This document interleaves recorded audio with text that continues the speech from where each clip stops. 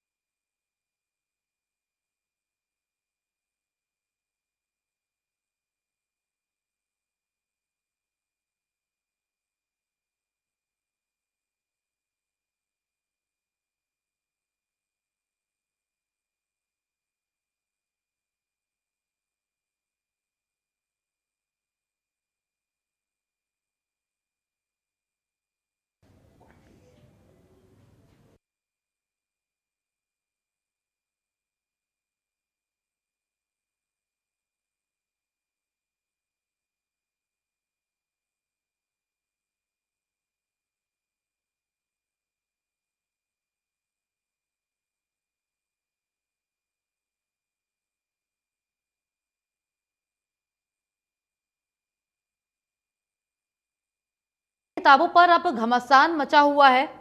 सवाल यह भी है कि आखिर बीजेपी को अगर ये कदम उठाना था तो पहले उठा सकती थी। आखिर आपातकाल के 50 वर्षों के पूरे होने पर ही क्यों उठाया जा रहा है? इसका मतलब यह कि प्लानिंग है चीजों में। आज के प्राइम टाइम की डिबेट हमारी इसी मुद्दे पर है, चर्चा करेंगे।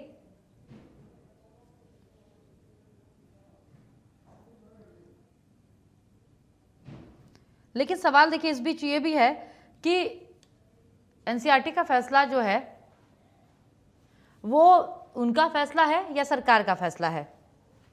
क्योंकि देखिए कांग्रेस हमलावर हुई है। कांग्रेस का कहना है कि इनको तब करना था जब ये कुछ समय पहले करते, यानी कि जब 50 वर्ष पूरे हुए हैं तो आप उस चीज को हाईलाइट कर रहे हैं, गलत तरीके से आप उसको पोर्ट्रे कर रहे हैं।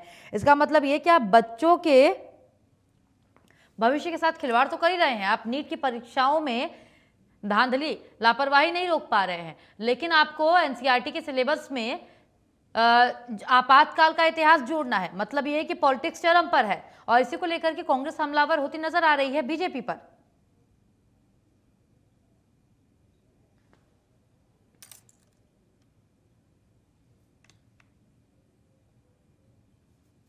चलिए बड़ी बहस की शुरुआत करेंगे, प्राइम टाइम डिबेट की शुरुआत करेंगे। हमारे साथ हमारे तीनों खास मेहमान जुड़ चुके हैं।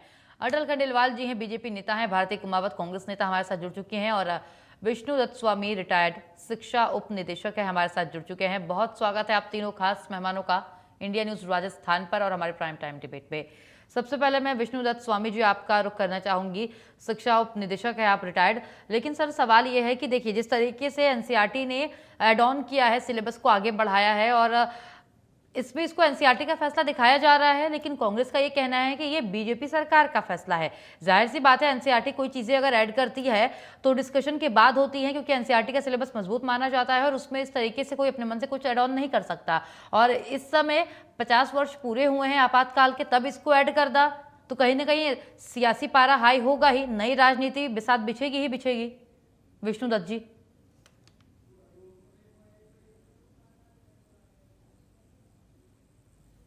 सर आपको मेरी आवाज आ रही है?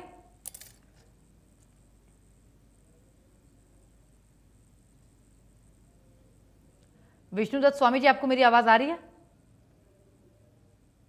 लगता है सर से टेक्निकल एरर के कारण संपर्क नहीं हो पा रहा है, दोबारा रुक करेंगे। लेकिन अटल खंडेलवाल जी, मैं आपका रुख करना चाहूंगी। देखिए, जिस तरीके से एनसीईआरटी ने एड ऑन किया, आप साफ कह देंगे कि वो तो एनसीईआरटी का फैसला है, हमारा नहीं। लेकिन देखिए सर, सब हर कोई जानता है कि जिस तरीके से बिना सरकार के दखल अंदाजी के, सरकार के इंटरप्शन के कुछ होता नहीं है।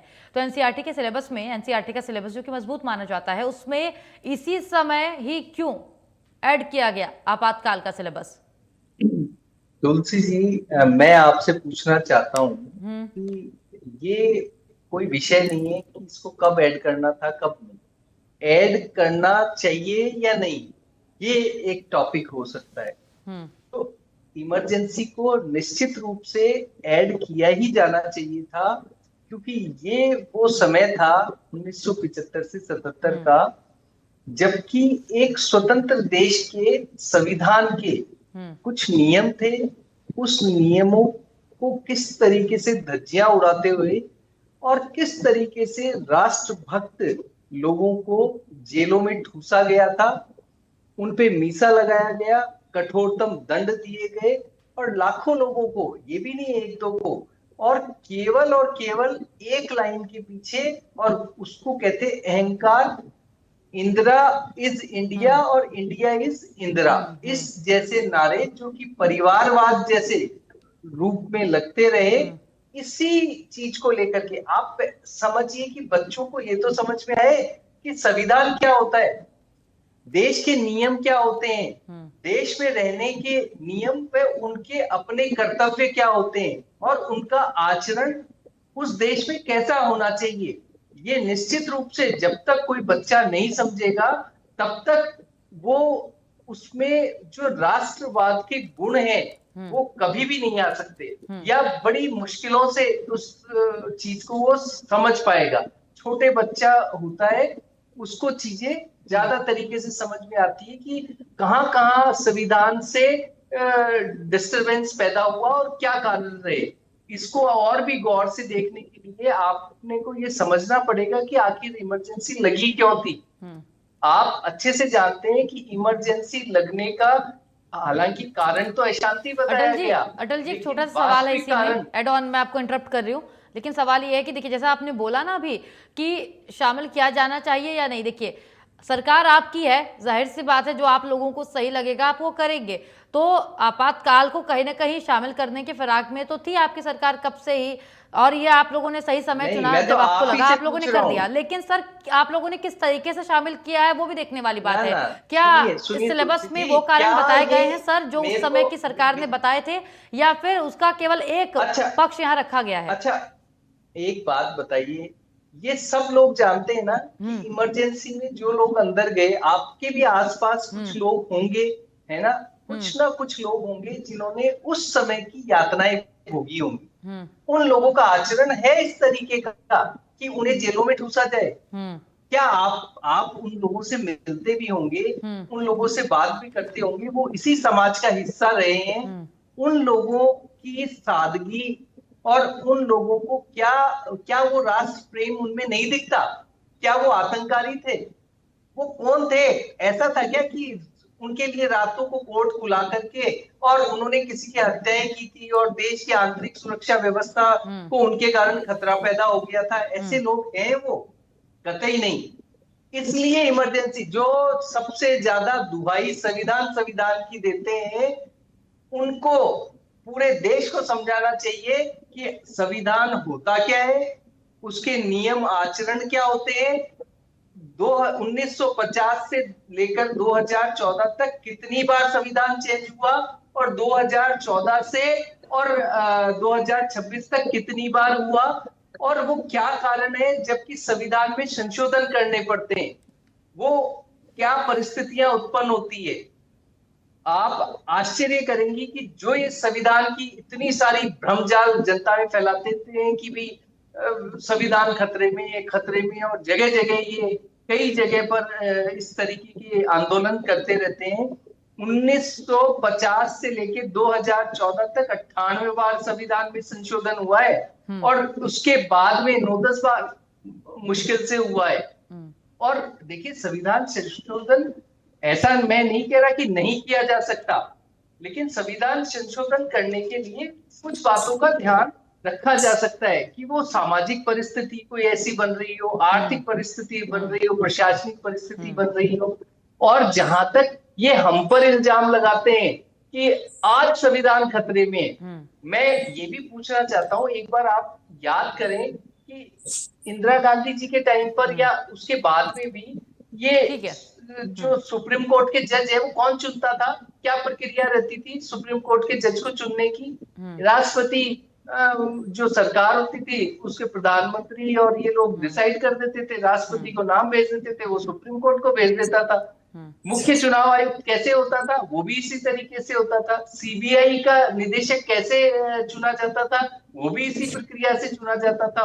आज कैसे चुना जाता है, उसके अंदर आप देखोगे तो बहुत चेंजेस आए, हर के लिए कमेटी बनी है, बहुत है ना, इसमें संशोधन हुए हैं इस चीज में। ठीक है। आज केवल आरोप पात्र लगा देने से चीजें बदलती नहीं है, और बच्चों को समझ में आना चाहिए ना, आखिर संविधान क्या है, क्या देश के नियम है, और क्या हमारे कर्तव्य है, वो खुद जान जाएंगे इमरजेंसी ठीक थी या नहीं थी। ठीक है, विष्णुदत्त स्वामी जी बने हुए हैं हमारे साथ। सर, आपको मेरी आवाज आ रही है विष्णु जी? जी जी। ठीक है। सर, सवाल यही है कि जिस तरीके से एनसीईआरटी के सिलेबस में आपातकाल को ऐड करने का फैसला लिया है एनसीईआरटी ने, तो क्या ये सही समय है अभी जिस समय इन्होंने ये फैसला लिया है? पहला सवाल। और सर, इसी के साथ साथ एक जवाब आप ये भी दे दीजिएगा कि क्या इस जो सिलेबस में शामिल किया गया है तो कहीं इसमें सिक्के का एक पहलू ही तो नहीं दिखाया गया है, क्योंकि हर सिक्के के दो पहलू होते हैं। तो आपातकाल जब लगा था तो उस समय की तत्कालीन इंदिरा सरकार ने किस आधार पर, जो उन्होंने बोला था सरकार के अनुसार, तत्कालीन सरकार के अनुसार किस आधार पर आपातकाल लगाया गया था, और इस सिलेबस में उसको दिखाया गया है या नहीं, या दिखाया जाएगा भी या नहीं? विष्णु जी। शिक्षाविद के नाते मैं ये कहना चाहूंगा कि बच्चों को क्या पढ़ना चाहिए क्या नहीं पढ़ना चाहिए, ये एनसीईआरटी पे छोड़ देना चाहिए। और एनसीईआरटी एक स्वतंत्र निकाय है, निसंदेह ये भारत सरकार का हिस्सा है, लेकिन शिक्षा एक समवर्ती सूची का विषय भी है। एनसीईआरटी कोर्स निर्धारित करती है, और सिलेबस जो एनसीईआरटी का है उसमें सत्य को समावेशित किया गया है। और हमेशा से ही ये होना चाहिए कि नई पीढ़ी को सत्य से अवगत कराना चाहिए, इसमें कोई दो राय नहीं। और इमरजेंसी भी संविधान के कुछ रूल्स रेगुलेशन के अनुसार ही उस समय लगाई गई थी। उन रूल्स रेगुलेशन के विषय में भी अवगत होना चाहिए कि राष्ट्रपति जी के अधिकार क्या हैं संविधान में, और किन परिस्थितियों में जो है इमरजेंसी लगाई जा सकती है। किंतु इमरजेंसी लगाने का मतलब ये नहीं है कि अत्याचारों की पराकाष्ठा हो। और जिस ढंग से इमरजेंसी लगाई गई है, उस समय कितने सारे अत्याचार हुए, और लोगों को किस तरह से बिना अपराध के ही जेलों में पूछा गया। 19 महीने लोग जो है बिना अपराध के ही जेल में रहे। निसंदेह इस प्रकार की जो कुव्यवस्था उस समय हुई वो इमरजेंसी के नाम पर हुई, और यह उचित उस समय भी नहीं था, आज भी नहीं था। तो ये सत्य जो है नई पीढ़ी के सामने निसंदेह आना चाहिए। धन्यवाद। बिल्कुल सच, आना ही चाहिए। भारती जी, सवाल आपसे यही है कि ये सिलेबस को आगे बढ़ाया, इन लोगों ने शामिल करने का फैसला लिया है, कैसे देखती है कांग्रेस इसे? और क्या आपको लगता है कि ये लोग, यानी जैसा कांग्रेस हर बार आरोप लगाती है कि बीजेपी सिर्फ एक पक्ष ही सामने रखती है जो दिखाना चाहती है जो परोसना चाहती है वही परोसती है। तो क्या आपको लग रहा है कि इस बार भी छात्रों के साथ आपातकाल का जो तत्कालीन सत्य था वो सामने नहीं आएगा और सिर्फ जो बीजेपी चाहती है वही दिखाएगी? क्या लगता है कांग्रेस को, भारती जी? जी बिल्कुल, मैं आपके चैनल के माध्यम से ये बताना जरूर चाहूंगी कि 400 का नारा देकर 240 पे अटकने वाली सरकार यदि 400 सीटें पा लेती, ये तो जनता को पता था कि संविधान और लोकतंत्र दोनों खतरे में पड़ रहे हैं, पड़ जाएंगे बिल्कुल निश्चित रूप से।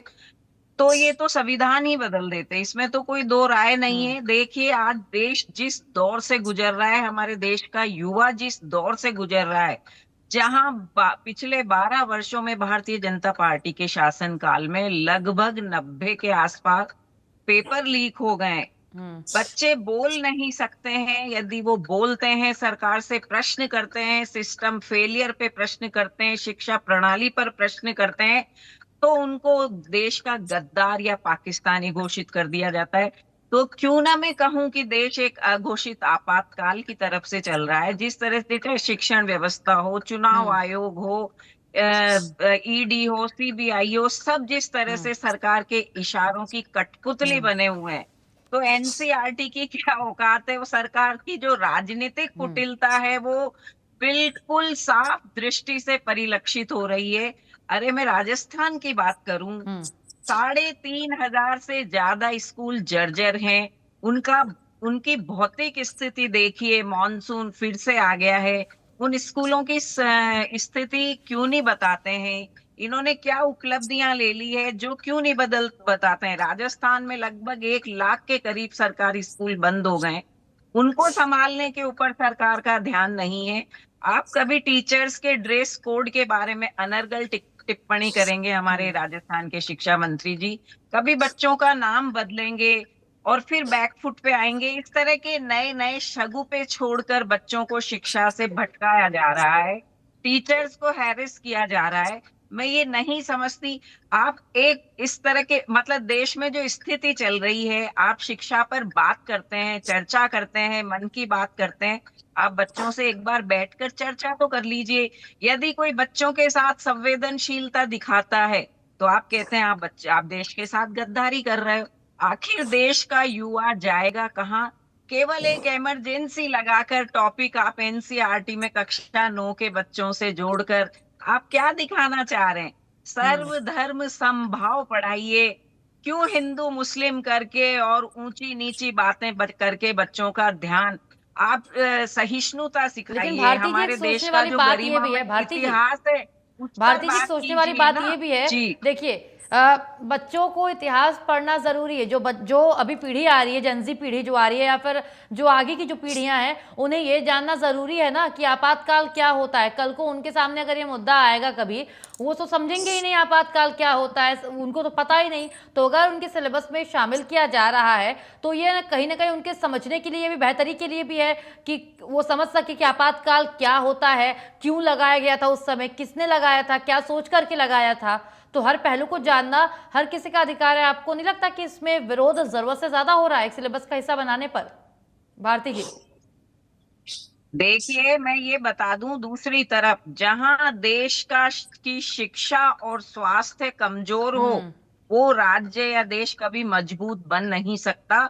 बीजेपी सही मायने में शिक्षा को लेकर संवेदनशील है ही नहीं। अभी जिन मुद्दों पर हमें ध्यान देना चाहिए, जो जनहित के मुद्दे हैं, बेरोजगारी के मुद्दे हैं, अर्थव्यवस्था के मुद्दे हैं, विदेश नीति के मुद्दे हैं, हमारे सिस्टम फेलियर के, देश में इतनी जबरदस्त तरीके से 3 जगह आगजनी हो गई है जहां देश का युवा उस अग्निकांड की भेंट चढ़ गया है। उन परिवारों से सिंपैथी हम नहीं दिखाएंगे।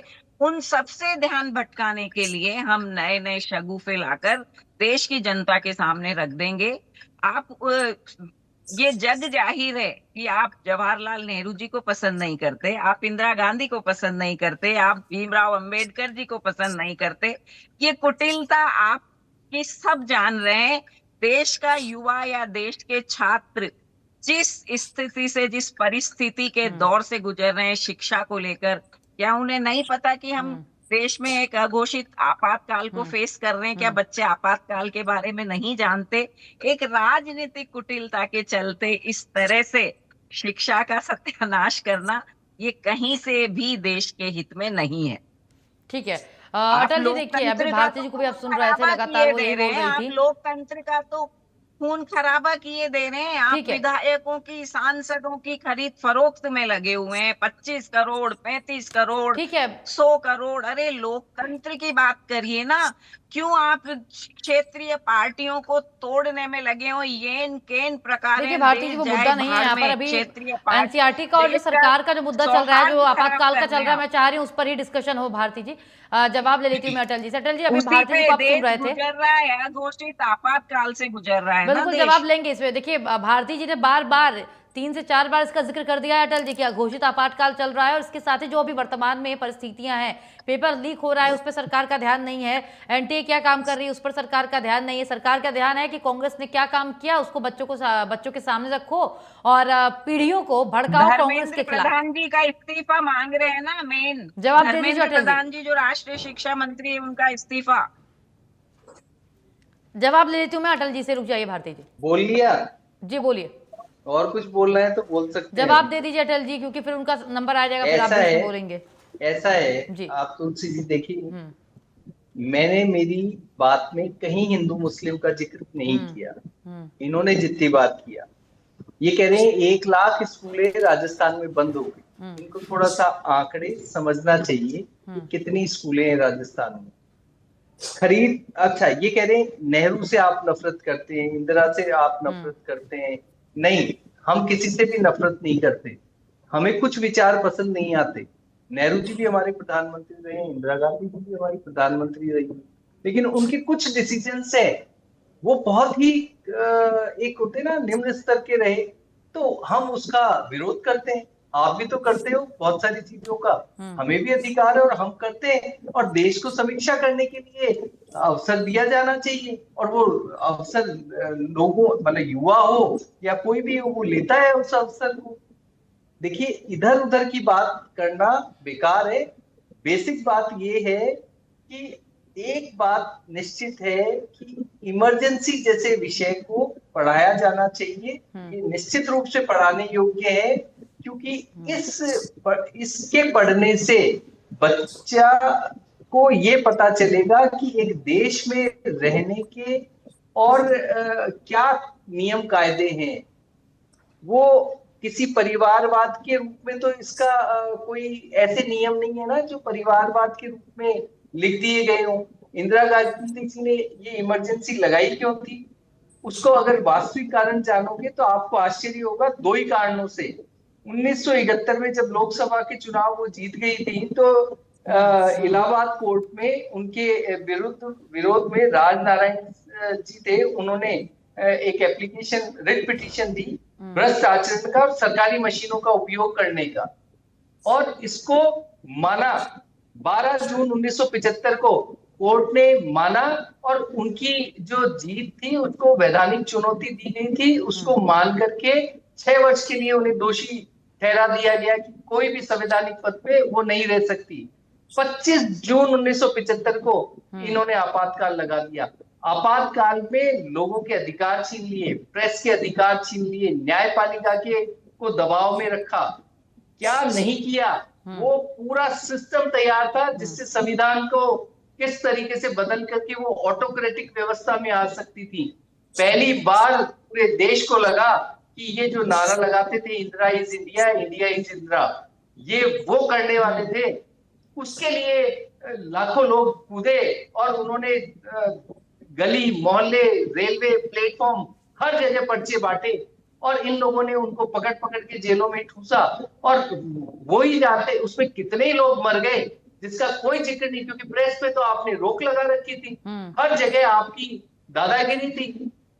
इन्हीं लोगों ने बचाया उस संविधान को, और 19 महीने बाद इनको झुकना पड़ा।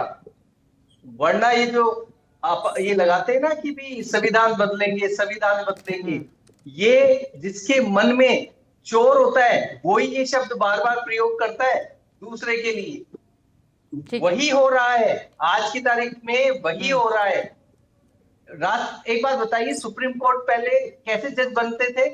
कोई कोई जज तो ऐसे बनाए इंदिरा गांधी जी ने राज्यसभा का मेंबर अचानक ठीक है हाई भारती कोर्ट जी, का मैं आपका जज रुख बेंच करूंगी, दिया, आपसे मैं जवाब हाई लूंगी। कोर्ट से वो वापस आए, सेवानिवृत्त हुए, फिर सेवानिवृत्त होने के बाद में पहला एग्जाम्पल होगा कि उन्हें सुप्रीम कोर्ट का जज बनाया, एक डिसीजन ठीक है। दिया उन्होंने, और उसके बाद में वो उन्होंने पद छोड़ा, वापस राज्यसभा ज्वाइन। ये तो इनका आचरण है, और हमें सिखा रहे हैं ये आचरण। सीबीआई का निदेशक पहले कैसे ठीक है बनता अटल था, जी, एक आदेश निकलता और सीबीआई का वो बन जाता था। ठीक है। देश में अभी ये बोल बहुत रहा सारे हूँ, सवाल है, अनुच्छेद देखिए बहुत सा 352 जवाब लेना कितनी है बार, आपसे। विष्णुदत्त जी बने हुए हैं, उनका रुख कर लूं 352। मैं। ठीक है। चलिए विष्णुदत्त ठीक। स्वामी जी, काफी लंबा अनुभव रहा है आपको, शिक्षा उपनिदेशक रहे हैं आप, तो आपको क्या लगता है जो कांग्रेस आरोप लगा रही है कि एनसीईआरटी का ये फैसला नहीं है, ये फैसला बीजेपी के दबाव में लिया गया है, तो सवाल ये है कि क्या एनसीईआरटी में जो लोग बैठे हैं वो तो बड़े विद्वान होते हैं, क्या वो बच्चों के भविष्य के बारे में नहीं सोच रहे हैं और वो दबाव में आकर के वो भी काम कर रहे हैं? ये जो एनसीईआरटी ने सिलेबस एड ऑन करने का जो फैसला लिया है, तो क्या वो बीजेपी या केंद्र सरकार के दबाव में आकर के लिया गया फैसला है? ये असल में दबाव का मुद्दा है ही नहीं। हम्म। और अब तक जो इस इतिहास को छुपाया गया है, अ, वो भी सरकारों की त्रुटियां रही हैं, एनसीईआरटी की त्रुटियां रही हैं। निसंदेह अब ये इतने सालों के बाद सम्मिलित भी किया गया है, तो एक सीक्वेंस बैठती है। मान लीजिए आधुनिक इतिहास पढ़ाना हो और इमरजेंसी को बच्चों को नहीं पढ़ाया जाए, तो वो एक अधूरापन झलकता है। और जब इतिहास पढ़ाया जाएगा, इतिहास लिखा जाएगा, तो वास्तविकताएं सामने आएंगी और नई पीढ़ी को वास्तविकताओं से परिचय होना चाहिए। अ, ये राजनीतिक बहस है ही नहीं, इसमें सीधा सीधा है कि जिसने गलतियां की हैं और जिन्होंने अत्याचार किए हैं, जिन्होंने उस समय व्यवस्था खराब की है, वो नई पीढ़ी को बताया ही जाना चाहिए, ताकि फिर इस प्रकार की घटनाएं ना हो, फिर इस प्रकार की कुव्यवस्थाएं ना हो। और शिक्षा व्यवस्था तो इस प्रकार की होनी चाहिए कि अपने संविधान में कहीं भी इस प्रकार का नहीं है कि व्यवस्था को समय के साथ ना जोड़ा जाए। पहले भी इतिहास लिखा गया है और अब भी इतिहास लिखा जाएगा। सत्य की घटनाएं जो है स्कूलों के माध्यम से, सिलेबस के माध्यम से नहीं आएंगी, तो वैसे सामने आएंगी। तो नई पीढ़ी के सामने आजकल तो सोशल मीडिया का जमाना है, आप खोल करके देख लीजिए, सारी इमरजेंसी की घटनाएं जो है कोई भी जान सकता है। तो जिनको हम जैन जी कह रहे हैं वो पहले से अवगत है, लेकिन स्कूल के माध्यम से यदि नियमित पाठ्यक्रम के माध्यम से इतिहास विषय के अंतर्गत पढ़ाई जाती है तो उत्तम है। जहां तक प्रश्न आप कह रहे हैं इस तरह से स्कूल बंद किए गए, तो मैं इस बात को इसलिए नहीं मानता कि राजस्थान सरकार में स्कूलों के लिए जितना कार्य हुआ है वह कार्य कभी हो नहीं सकता। और एलिमेंट्री एजुकेशन के उन स्कूलों को जिनका खैरख्वाह कोई नहीं था, वो सीनियर सेकेंडरी स्कूलों के साथ जोड़े गए और पंचायत स्तर पर एक पंचायत एलिमेंट्री अफसर, एलिमेंट्री एजुकेशन अफसर बनाया गया, जो कि वह प्राथमिक स्कूल से उच्च माध्यमिक तक इस समय शिक्षा की व्यवस्था को संभाल रहा है। और सर वो एलिमेंट्री कह रहे एजुकेशन राजस्थान से 1 लाख स्कूल बंद कर दिए, वो आप एक बार उस पर प्रकाश डालिए। 1 लाख स्कूल बिल्कुल बंद नहीं किए। ऐसे स्कूल बंद हुए हैं जहां संख्या जो है बहुत न्यून थी, और वह जो विद्यार्थी 1 2 थे, 5 थे या शून्य थे, उन स्कूलों को नजदीक के स्कूलों में मर्ज किया गया है। तो मर्जिंग की प्रोसेस हुई है और जो समय समय वो पर भी मर्जिंग, बहुत थोड़े स्कूल हैं। ठीक है। लेकिन विष्णुदत्त जी, तब एक सवाल छोटा सा ये भी है, अगर आप ये बोल रहे हैं सर कि इसको पढ़ाया जाना, बच्चों को इतिहास जानना बेहद जरूरी है, तब तो 1984 के जो दंगे थे और मंडल कमंडल की जो राजनीति थी, इसके साथ जो अन्य विवादित चीजें रही हैं या जो अन्य हमारा जो इतिहास रहा है, उसको भी फिर शामिल करना चाहिए थोड़े थोड़े से दौर करके। थोड़े थोड़े से मतलब नहीं है, सीधा तो सा फिर पूरा है। ही शामिल कर दिया जाए सर। जिसने जो कुछ किया है वो नई पीढ़ी के सामने आना ही चाहिए, इसमें कोई दो राय नहीं। और समय बताएगा इस बात का कि किसने गलतियां की, समय अपने आप बता देता है। तो इमरजेंसी में जिस प्रकार से गलतियां हुई, त्रुटियां हुई, वह किसी राजनीतिक दल को तात्कालिक व्यवस्था को स्वीकार करना चाहिए कि इस तरह की व्यवस्था हमारे द्वारा हुई थी, जो कि युक्त थी, और ये राजनीतिक बहस है ही नहीं। तत्कालीन व्यवस्था खराब थी तो थी, और उसको जैन जी तक या स्कूलों के माध्यम से, इतिहास के माध्यम से पढ़ाया जाना चाहिए। इसमें ना किसी बीजेपी की गलती है, ना किसी और की गलती है, व्यवस्था है और एनसीईआरटी लागू कर रही है। बच्चों को सत्य का सामना करना चाहिए। ठीक है भारती जी, बोलिए, कुछ बोलना चाहते हैं आप काफी देर से। हाँ जी, मैं यही कह रही थी, अटल जी ने जिस तरह से घृणित बयान स्वर्गीय हमारे, शायद मैं बता दूं, हमारे देश जो पूरे विश्व में प्रसिद्ध है आयरन लेडी, जिसे इन्हीं की सरकार के स्वर्गीय अटल बिहारी जी वाजपेयी ने शक्ति का प्रतीक बताया था, कि वो नाम नहीं लेंगे ना। केवल आरएसएस की संस्कृति और एक महिला वो कैसे देश में, विश्व में इतनी प्रसिद्धि पाकर क्या चली कहा गई। वो ये बताइए। वो ही महिला इन्होंने अपने जीते जी अपने शासन काल में कभी खालिस्तान नहीं बनने दिया, और कहा था कि मेरे शरीर की एक एक बूंद इस देश के नाम आएगी। अरे कोई ऐसा बलिदानी महिला बता तो दीजिए आरएसएस में, भारतीय जनता पार्टी में। अरे ये वो ही महिला थी जिन्होंने पाकिस्तान के दो टुकड़े कर कर और बांग्लादेश अलग कर दिया है। वो आप नहीं बताएंगे। आप नहीं बताएंगे कि जिस देश में सुई नहीं बन रही थी, उसे इन लोगों ने, देश को, आईआईटी, आईआईएम, निम्स, इतनी संस्थाएं, इसरो, बीएआरसी, एनटीपीसी, पता नहीं क्या क्या देश को दिया, आप वो कभी नहीं बताएंगे। ये भी तो लिखवा दीजिएगा उस इमरजेंसी में। और जेनजी की बातें कर रहे हैं आप, ये कौन से शिक्षाविद बैठे हैं, या मैं इनका परिचय नहीं ले पाई थी क्योंकि मुझे सुनाई भी नहीं दे रहा था। जेनजी सब देख रही है, जेनजी से कुछ भी छुपा हुआ नहीं है। जिस जेनजी की बात कर रहे हैं ना आप, उसका सम्मान करना सीखिए। देश परिवर्तन के दौर में है, और मैं फिर यही कहूंगी कि जिस तरह से राजस्थान के जर्जर स्कूल आज भी जर्जर पड़े हुए हैं, मॉनसून प्रवेश कर रहा है राजस्थान में, मेरे को लगता है भारतीय जनता पार्टी की सरकार फिर किसी स्कूल की पट्टियां गिरने के इंतजार में है, जो वास्तव में जेनजी बर्दाश्त नहीं करेगी। इतने स्कूल जर्जर हैं, सुविधाओं का जहां अभाव है, 5,667 स्कूल पूरी तरह असुरक्षित है, 17,109 शौचालय क्षतिग्रस्त हैं, 29,093 स्कूलों को मरम्मत की जरूरत है। आप उनका ब्यौरा तो दे दीजिए। 2.25 लाख प्रशासनिक कर्मचारी और शिक्षक अपना स्थान मांगने को तैयार है स्कूलों में। कहीं 5 प्रिंसिपल लगे हुए हैं और कहाँ प्रिंसिपल का अभाव है। आप उनको तो देख लेकिन ये दोनों लीजिए, विषय उन अगर पर देखा तो जाए बात कर भारती जी तो वो लीजिए। अलग है, वो एनसीईआरटी का फैसला है, और जो राजस्थान की बात आप कर रही हैं भारती जी, वो राजस्थान के स्कूलों का फैसला है। उसके लिए तो फिर भजन लाल सरकार को कुछ करना होगा, और ये जो किताबों की जो बात है वो एनसीईआरटी का फैसला है। हालात देखिए, इतनी प्रसूताएं मर रही है, बच्चे मर रहे हैं, आगजनी की घटनाएं, पूरा सिस्टम फेलियर है, और सरकार और देश इस्तीफा मांग रहा है। जेनजी इस्तीफा मांग रही है कि धर्मेंद्र प्रधान जी का इस्तीफा लो। उनको बचाने की एक ये कवायद है। आप क्यों नहीं शिक्षा की वस्तु स्थिति पर ध्यान देते हैं? क्यों नहीं देश की अर्थव्यवस्था पर ध्यान देते हैं? क्यों नहीं देश के जनहित के मुद्दों पर आप काम करते हैं? क्यों नहीं अपनी विदेश नीति की जो साख आपने देश की गिरा दिए विदेशों में, उस पर बात कर रहे हैं? जिस तरह से देश की जनता आज महंगाई की मार से बेचारी 2-2 हाथ हो रही है, उसका समाधान हम नहीं ढूंढेंगे। हम केवल मेलोडी खाएंगे और खुद जान जाओ, अटल जी यही नारा देखिए, लगाएंगे। जिस तरीके से क्या कांग्रेस इसका है, विरोध कर रही है, देखिए, सवाल आपसे यही बन सुनिए रहा है कि कांग्रेस लगातार विरोध कर रही है, और कांग्रेस का ये कहना है कि एक पक्ष को ही सामने रखा जा रहा है एनसीईआरटी की ओर से, केंद्र सरकार की ओर से। तो क्या आपको नहीं लगता है कि अगर ऐसा है तो बच्चों के अंदर या जो युवा पीढ़ी है उनके अंदर राजनीतिक ध्रुवीकरण बढ़ेगा, या वो एक पार्टी के विरोधी होते जाएंगे मेंटली?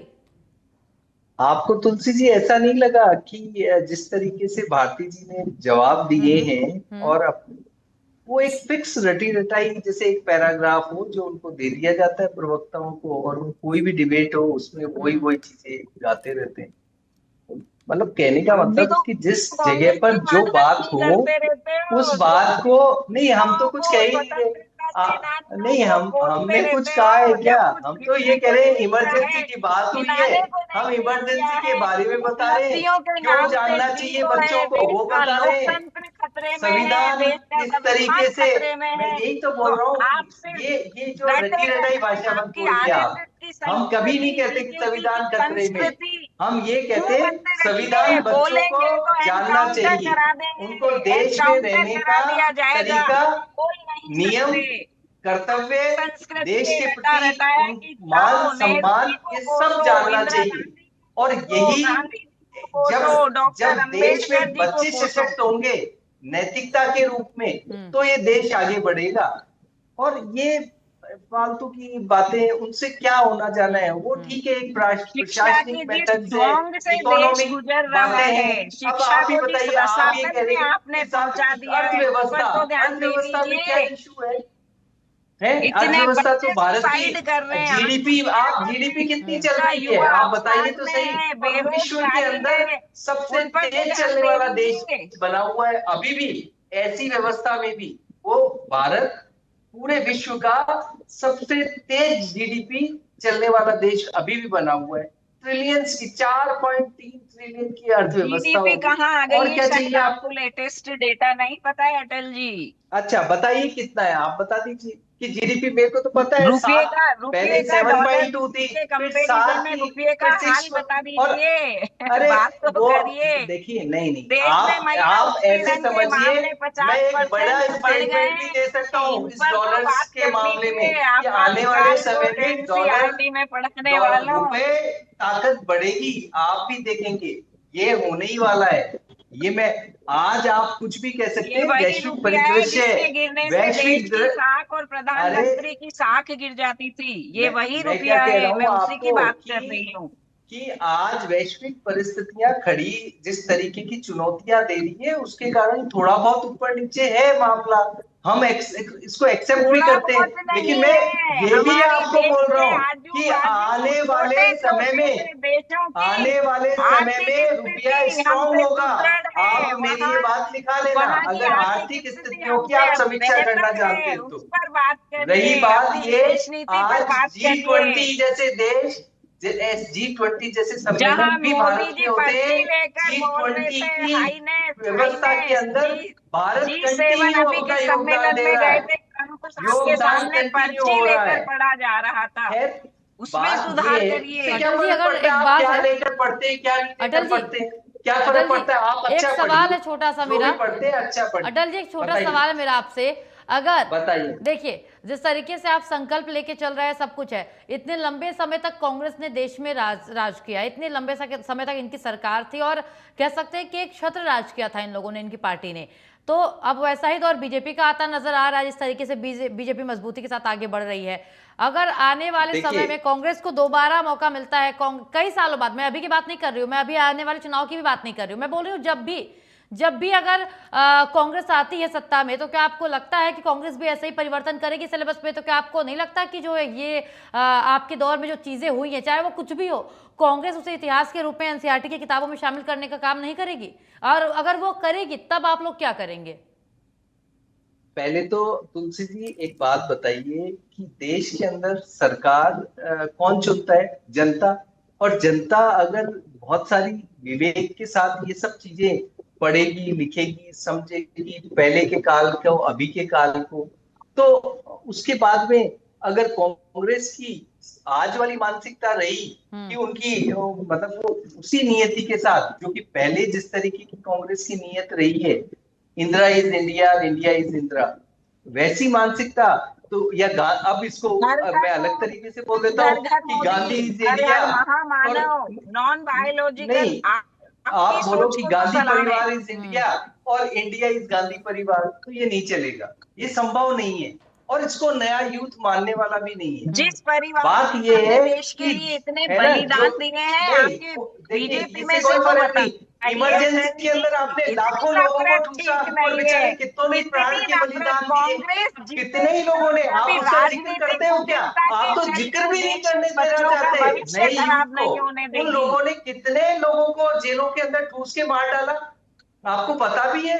और उन लोगों को मीसा जैसे कानून के अंदर आप लोगों ने अंदर लिया, उन्होंने अभी भी क्या यही किया था? चल रहा है ना, उन्होंने अभी किया भी क्या तो था? यही चल रहा है, अभी भी फिर तो वही यही बात। चल रहा है। अरे आप बोलेंगे तो हम आपके खिलाफ अरे फिर वही FIR बात। हो जाएगी, अच्छा आप अच्छा, बोलेंगे अभी तो भी आपको यही चल जेल रहा में है। डाल दिया कौन सी जाएगा, क्या क्या आपका चल रहा है? एनकाउंटर कर दिया जाएगा, आतंकवादियों को जेल में आपके डाला घर जाता ईडी है, आ उसमें क्या जाएगी, बात है? आपके घर सीबी आ जाएगी, आप 25 करोड़ अरे तो देंगे, भ्रष्टा 35 एक करोड़ बात, देंगे, अच्छा 100 भारती करोड़ जी, तक देंगे, या पर तुलसी जी, ये एक बात प्रेम बता प्रकारेण दीजिए। संसद में आज बहुमत भी तो जुटाएंगे 2014 के ताकि बाद हमारा आज भी परिसीमन हो कितने सके, भारतीय जन, देश को इनकी उत्तर सरकारें कई दक्षिण स्टेट और में है ना, तुष्टीकरण की आपकी राजनीति सरकारें से बहुत सारी चलाएंगे। स्टेट में है ना, जो भी शर्मनाक भ्रष्टाचार हो स्थिति रहा है, है, आप ही बहुत की सरकार शर्मनाक की स्थिति कांग्रेस है। लोगों को कोई कोई पकड़, विभाग कांग्रेस ही कोई ना कोई पिछले नेता 12 इन्वॉल्व रहता सालों है। में, क्यों ऐसा भाई है? राम मंदिर क्यों का ऐसा है? मुद्दा आ गया है गहलोत, मैदान में, ठीक राम है सुनिए बिल्कुल मंदिर भारती अटल का जी, जी, अभी मुद्दा आ अटल गया जी है, मुझे गहलोत वेट साहब राम की करना मंदिर मैं, का सरकार थी, अटल जी रुक मुद्दा जाइए, उन्होंने भारती जी बहुत रुक नारे जाइए, एक लगाए थे सवाल मेरा भारत, मेरी दीजिए मुझे। भारतीय जनता पार्टी रुक की नाम जाइए सरकार आप में दोनों। एक को भी नहीं देखो, पकड़ा। विष्णु ये जी भी आपसे मेरा सवाल इतिहास ये में है, लिखा विष्णु जाएगा जी कभी। मेरा सवाल आपसे ये है सर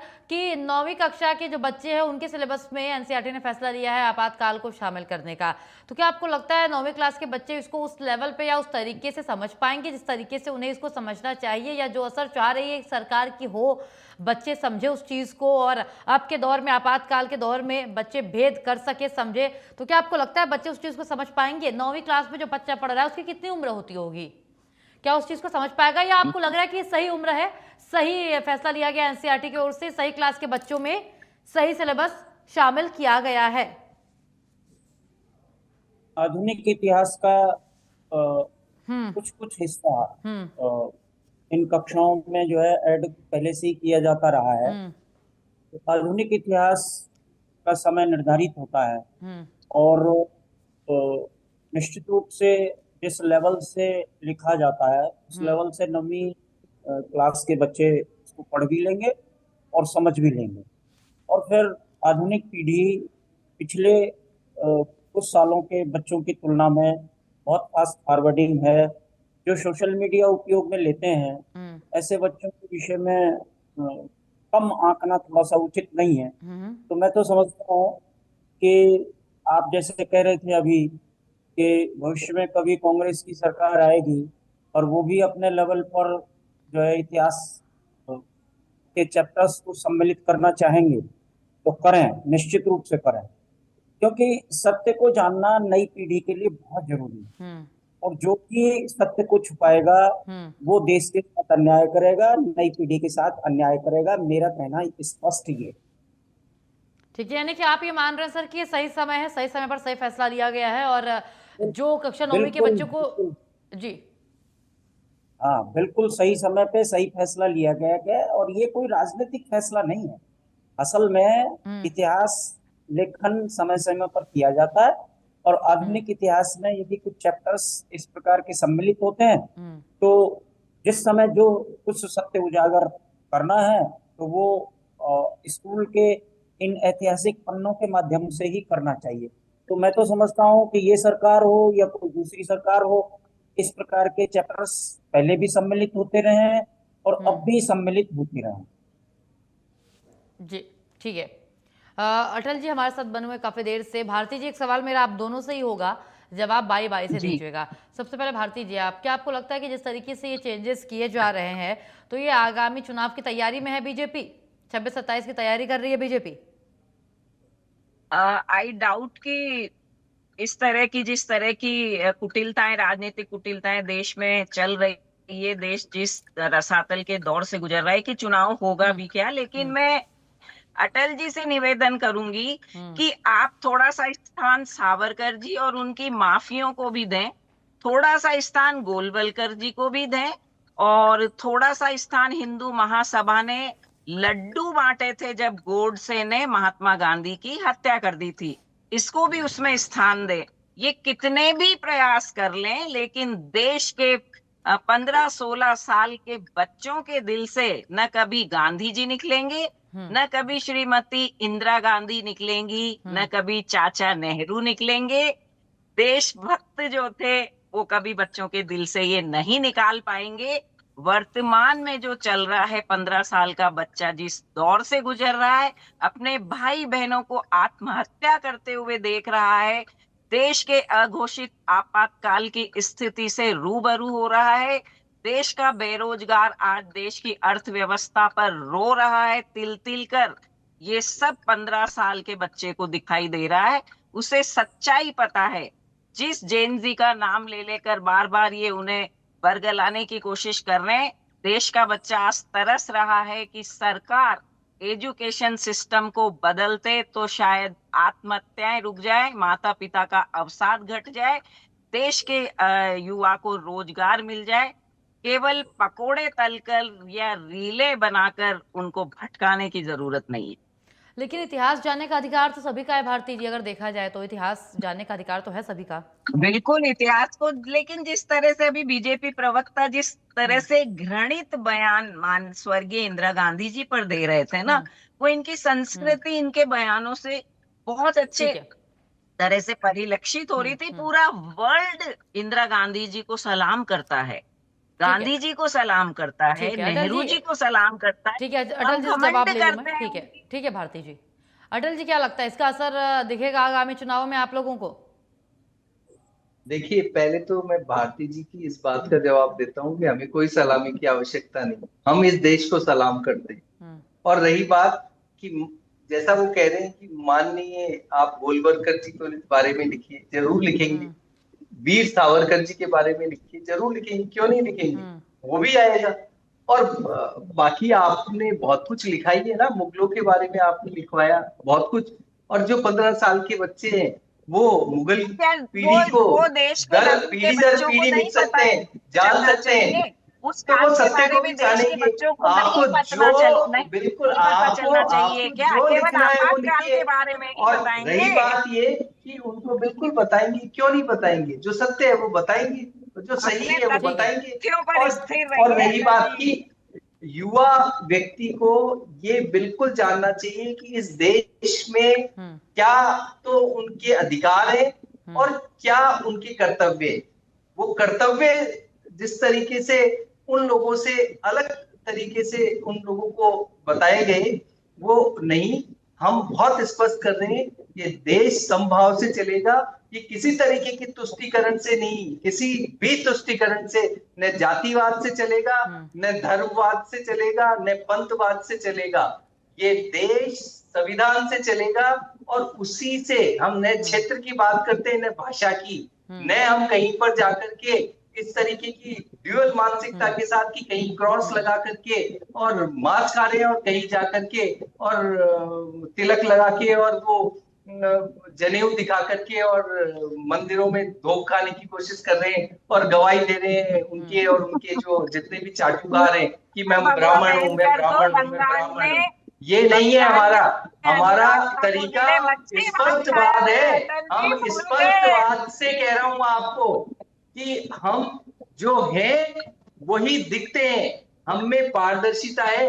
अगर हम मांस खाते हैं तो लगेगा कि खाते हैं और नहीं खाते तो लगेगा कि नहीं खाते।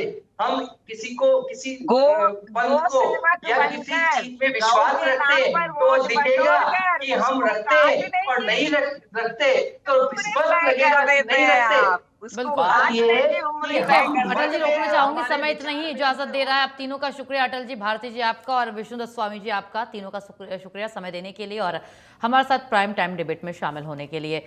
तो आज हमने चर्चा की, लेकिन देखने वाली बात होगी कि कक्षा 9वीं के जो बच्चे हैं वो जब आपातकाल के बारे में पढ़ेंगे, इमरजेंसी के बारे में पढ़ेंगे, तो वो इसको कैसे समझते हैं, कैसे इसको देखते हैं, क्योंकि आने वाली पीढ़ी को जानने का हक है इतिहास क्या था, कैसा था।